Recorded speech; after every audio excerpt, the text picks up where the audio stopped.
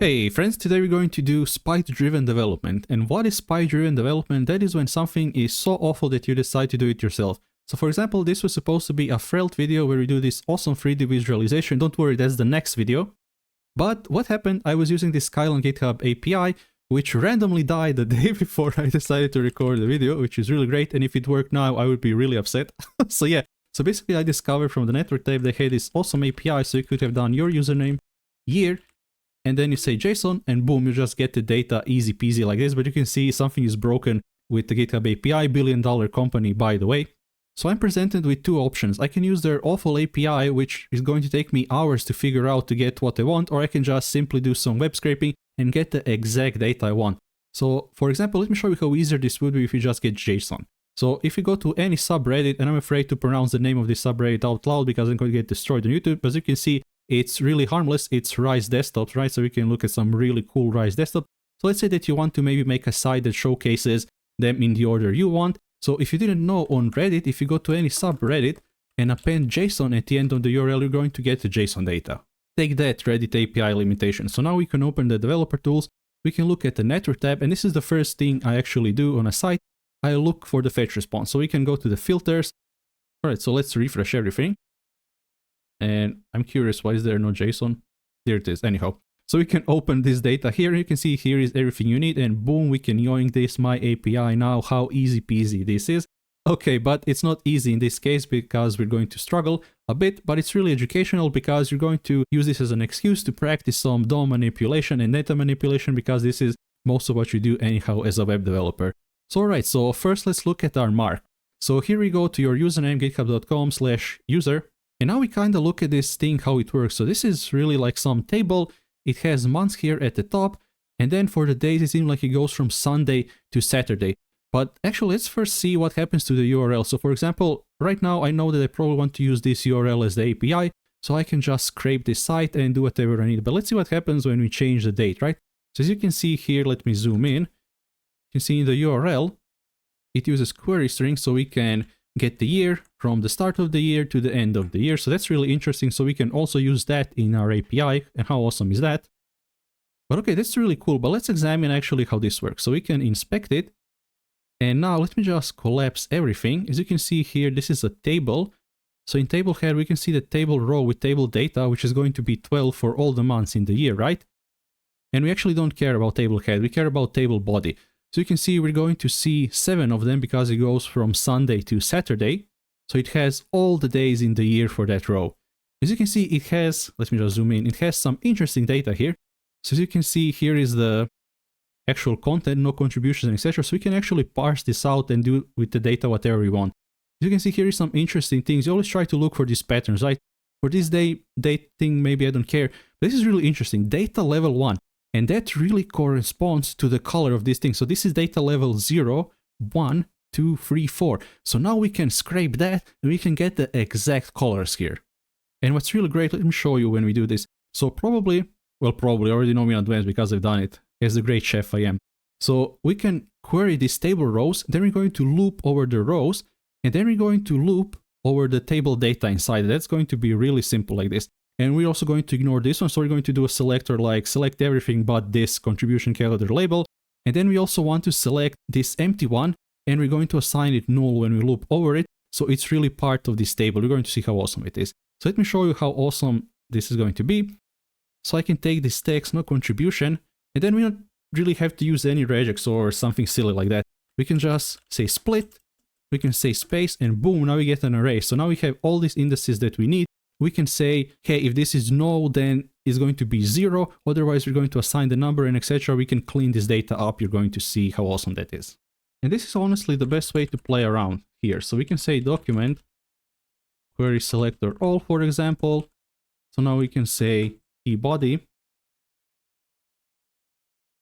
table rows. Now we're going to get table rows, which is really awesome. So now we can loop over them and do whatever we want. And using the browser console is a really great way to get this instant feedback. Alright, but there's some other cool things. So let me just zoom out. I'm going to close this. So if we look at the table here, actually I'm going to inspect it again. Let's do it like this. So we can go above the table, right? And this is like the most fun part about this. So we can see what's going on. Here is some junk we don't really care about. But here I found something interesting. So here you have a data graph URL, which is /users, your username, contributions. So it's like this. Let me just remove this. I'm also going to zoom in so you can see what's going on.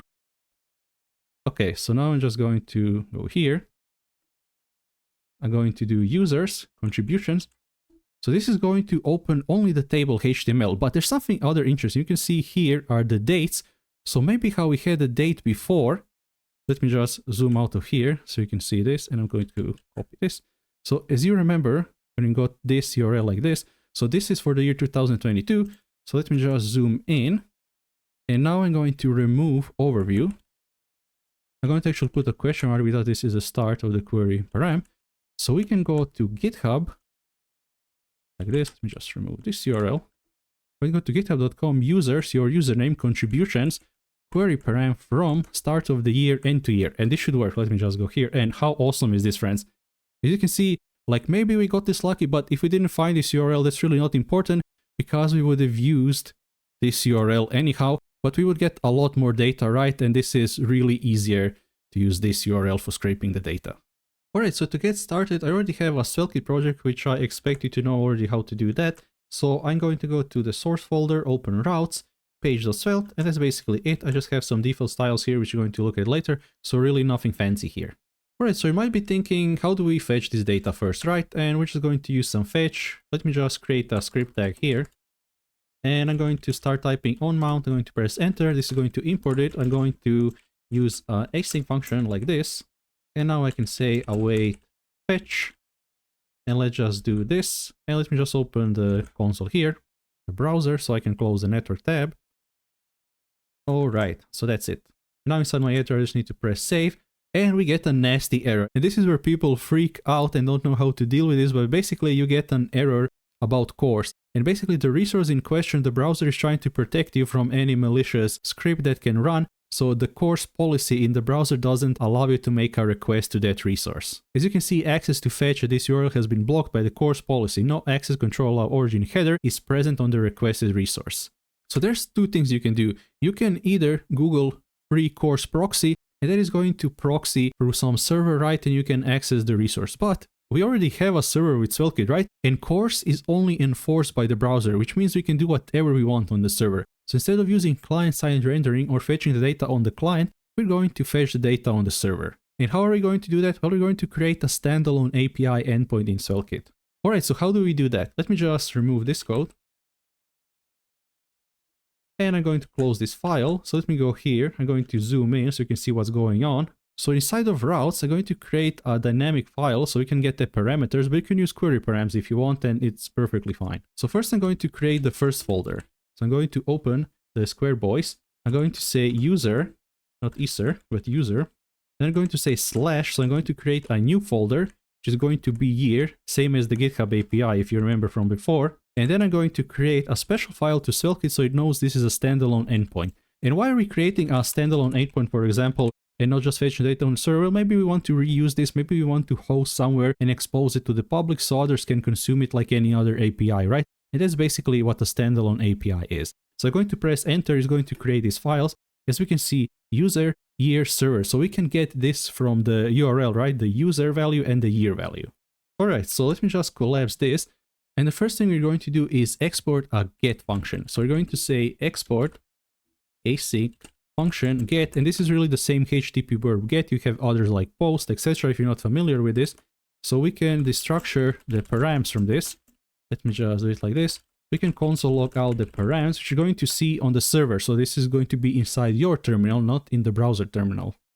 And we will get an error, so we need to return some response. And this is just using the web platform. So we can say new response, and we can say API endpoint. All right, so let's save this, and now we can go here. So remember, this is the same route we created. So now we can enter your username, and you can enter the year you want. And now we should see, and this is just an error for the favicon. This drives me crazy. Vite is insane sometimes. Okay, so as you can see, here is the user and the year, and everything works fine. So you can just ignore this stupid error. It really drives me insane.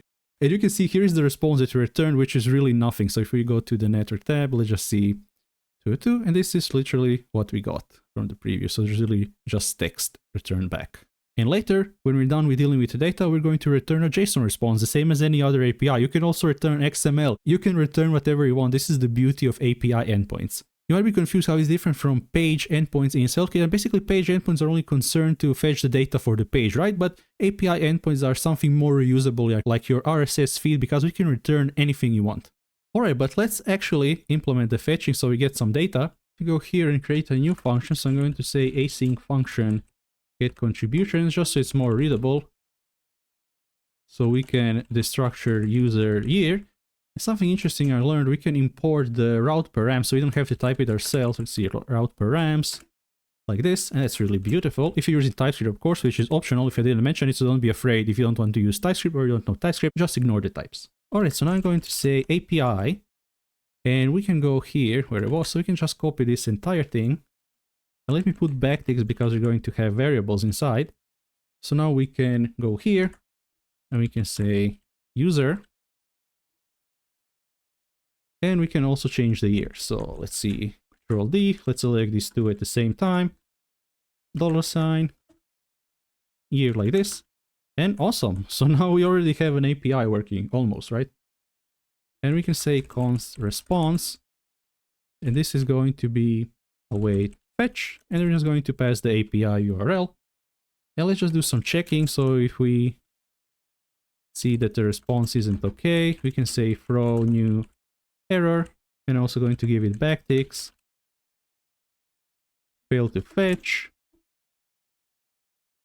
We can say response, if I can type, response.status or whatever else you want. And basically that's it. So now we just need to return it. It might be used to saying .json, right? But in this case, we're returning HTML or just text in this case, because it doesn't know that it's HTML. It just text when it's sent over the wire. We can say return await response.text. And how beautiful is this, friends? So remember, this is on the server, so we can go here. We can say const HTML get contributions, and now we can pass it a params, which is already typed, so everything looks great. So now if I open this, let's just go here. We can console log it if you want. So let's just do that. Okay, so let's refresh this. I'm just going to go here. Let's refresh. Oh, now we get promise. I forgot an await probably. Let's see. Yeah, of course. I'm a genius, by the way. Okay, now let's refresh it again. As you can see here, we get the text or HTML. And want to see something else that is awesome? Let's just pass it here. And now we're going to get the text response if you refresh this route. Let me just close this. Actually, I can just smaller. As you can see, here is the markup. And we have so much less to parse because we're using the specific URL for the table only. So we're really responsible when we're doing scraping. Alright friends, but there's one huge problem. How do we parse this as HTML on the server, right? There is no document object model on the server, which is really a shame. But thankfully there are some awesome libraries that can fake the DOM on the server and let you query elements like you would in the browser. You might have heard of something like Cheerio, which uses IJQuery syntax, but the problem I have with most of them is they are tied to Node.js. So what if you want to host it on Cloudflare or something using workers or etc. where there isn't a Node.js environment? But basically I've learned from this library from WebBoss, which is called Linky DOM. So you can just go to the terminal. Let me just stop what I have going on here. I already have it installed, I think, but if you don't, just use your package manager of choice, PNPI, Linky DOM. I really don't know how to pronounce it. It's really not a great name, to be honest, but yeah, basically just install it if you haven't. And that's it. I'm just going to run the development server again. And basically that's it. So in our endpoint, we already got the HTML. So now we're going to create another function, which is going to be function parse contributions. We're going to accept the HTML, which is going to be of type string. And now we can import our library. So we can say const, and we're going to the structure document and parse HTML. So this is going to be from Linky DOM. We're going to pass it HTML, and we're going to go at the top. So let's just import it. We're going to say import parse HTML from Linky DOM. All right, so now we're cooking. Let's go back here, and now we just want to select the rows so we can loop over them, right? So we can just go here. We can say const rows, and now we can actually just use document like in the browser. We can say document query selector all. So same as before, we can say tbody table row.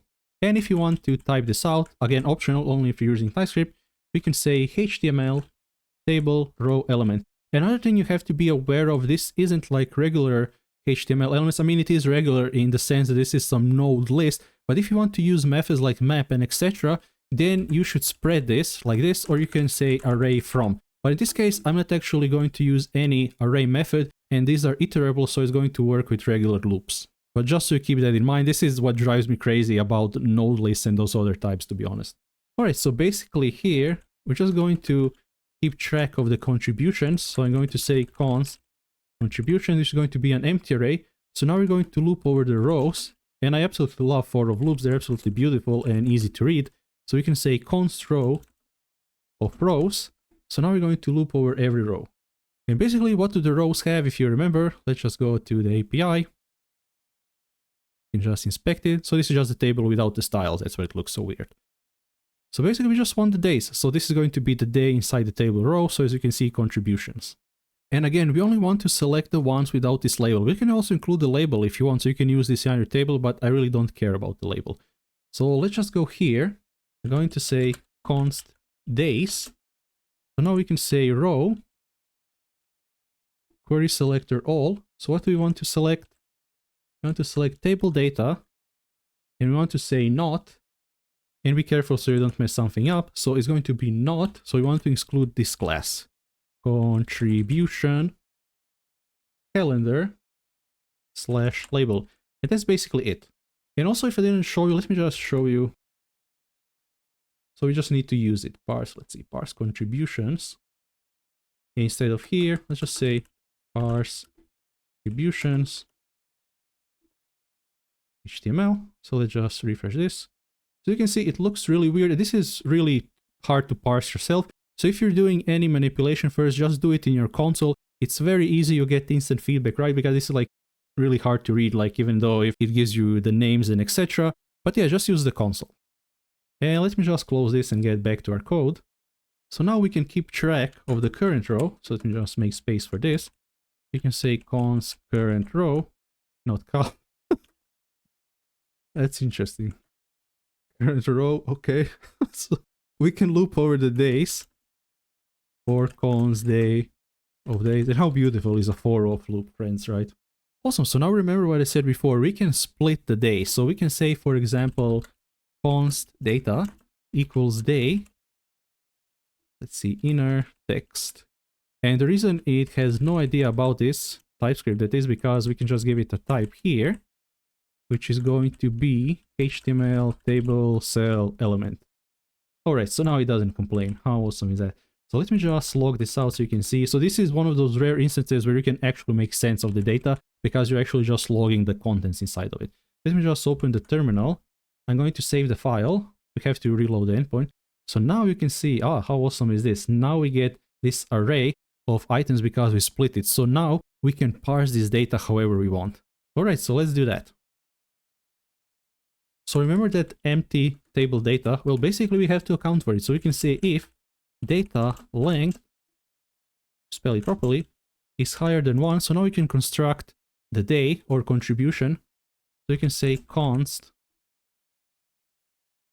contribution. So now this is going to be an object. You're going to say count is data. So this is going to be the first thing from the array. You're going to say, hey, if this equals no, then you're going to say it's 0. Otherwise, you're going to say data 0. So just return the count, whatever you want. And we can also use a plus here, or you can wrap it inside of a number, so just that it isn't a string. All right, so next we're going to have name, which is going to be the third one. And we just want to replace that period, right? Replace, we can just do it like this, and we just want to replace it with nothing. Now we can also take the month. We can say data 4. We can take the day, again we can say plus data 5, and we want to replace it with nothing, the same as before for the name. Alright, the year is simple, we just have to say data 6, and let's say level. We want to get the data attribute, so remember how we had this data attribute. Let me look where it is here. If I zoom in, data attribute, it's somewhere here, I think. Just see, data. If we open it, data level 1, okay, so we know what color to use for these things. So we can get this by saying data, and to access the data attribute, you can say data set, and the name of the data attribute is going to be level. And then I want to turn it again into a number, so you can just say plus. And then since TypeScript is complaining, so only if you're using TypeScript, we can just slide to the compiler, just give it an exclamation mark, don't bother me TypeScript, and etc. I'm doing a tutorial, don't you know? And awesome, so this is now the if statement, right? If it's higher than 1. And we also don't forget to push. So current row, push, contribution. And now we can say otherwise, so if that's the null table data, we can say current row, push, null, or you can push whatever else you want. Alright, so basically that's it. So we can go here and we can say contributions, push current row. So let me just do it like this. Alright, so we can now push the contributions right here. So we are accumulating everything into that. And now when we push over and iterate over every row and push the data, at the end from this entire function, right? Sometimes it's easy to lose track of these things, right? So we can just return contributions. So here it is. We can just say return contributions. Awesome. All right, so that wasn't that bad. Let's just log it out and see what we get. So here we have contribution. So let's just say, see, this is my snippet. I can just place it here. So this is what's returned. So let's see if everything looks right. And how beautiful is this, friends? So this is our entire data, and we can manipulate this data however we want. You can store it in a database if you want. You can use a reduce or whatever you want to change the shape of it, and it's really such a great exercise. So the only thing left to do is to return the JSON, right? So let me just close the terminal. And SvelteKit has this useful helper, so we don't have to set headers ourselves. Instead of returning new response, we can return JSON. If you press enter, it's going to be imported from SvelteKit. So now inside of JSON, we can say parse contributions. We can pass it the HTML, and now this should return the JSON just like a regular API. Let's see if everything works. Oh, how beautiful is this, friends? Look at this. This is all of our beautiful contribution data. 10x developer, by the way. So let me just mention something else. If you want to host this somewhere, again, being respectful to scraping and using someone else's API, you can set a cache control header, which is going to depend on the platform you're using, and you should read the docs for wherever you're hosting it. So you can say, for example, set headers, and I can go here and say set headers. I'm going to give it an object like this. So first, if you have a course problem, you can allow course by saying access / control allow origin. And you can give it a star, so this is going to allow everything if you have that problem. And now we can also set the cache control. So we're going to set it for a year, right? Because whenever someone visits it for a year, it's basically cached forever. It's not going to get updated. So I'm going to give it backticks because we're going to use some math. I'm going to say public, and I'm going to give it a shared cache. And again, this is why you need to read the docs for wherever you're hosting this. Maybe they have another way how to set cache control headers. And basically we can set a year. So I can say equals. And instead of pulling up the calculator and doing some hard math, you can just say, so it's 60 seconds, right? Times 60 minutes times 24 hours in a day times 365 days. All right, so let me save this. And again, just go to the network tab. Let's just go here. I'm just going to refresh this. So let me just zoom in. Here is our beautiful JSON. If you go to the headers, you can see here is our cache control. Our course for allowing the origin, you can see here there's in seconds. So here you can see here are the seconds for the entire year. So every other subsequent request isn't even going to hit the GitHub servers. To be fair, they also probably use some cache, so they also probably don't care, but it's really important to be respectful and not abuse scraping. All right, so let's get the contributions and display them like GitHub. So I'm going to close the API endpoint here. And of course I can open page Svelte. And if I close everything, so we can use client-side rendering and fetch it here, of course, but let's just keep it consistent how GitHub has it and use server-side rendering. And again, now we're going to understand more the difference between an API endpoint and a page endpoint. So if I go to the sidebar, I can just collapse this so it's not confusing. Since it's in routes where you have the page, we can go say new file. So now we're going to create a page endpoint. I'm going to name it page.ts, and that's basically going to fetch the data for the page. All right, so now I'm going to close the sidebar. And now let's just fetch the data. So I have this quick snippet, export async function load. So basically you use the load function to get the data for the page on the server. So it's going to be server-side rendered. So now we can say const contributions. And let me show you something cool.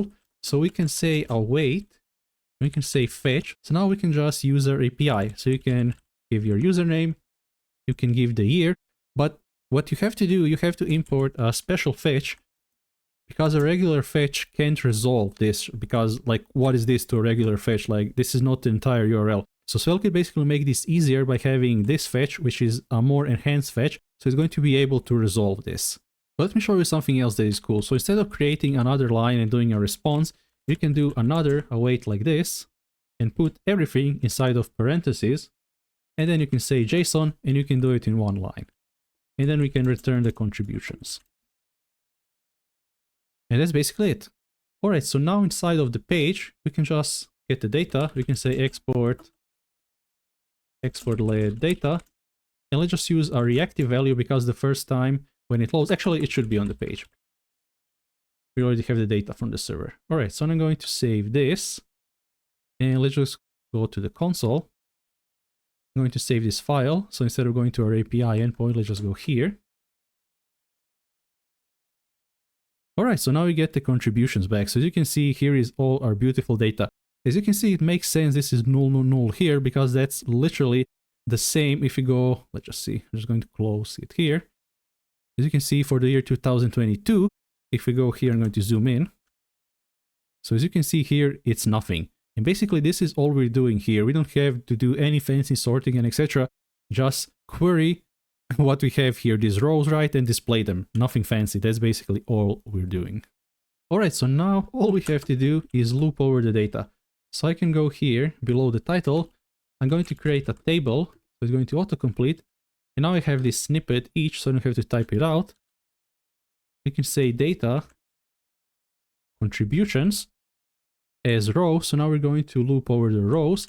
Again, remember we want table row. So we're going to create a new table row 7 times for 7 days in the week. Now I'm going to use the same snippet again. So now we're going to loop over the days. We can say row as day. And now I'm going to create table data. And that's it. You can place some content here if you want. I'm not going to bother with that. I just want to give it a color. So I can say data level. Again, I'm using the same data attribute. Now I can assign it data level, which might not exist. So we're going to use the nullish operator. Let's save it and see the moment of truth.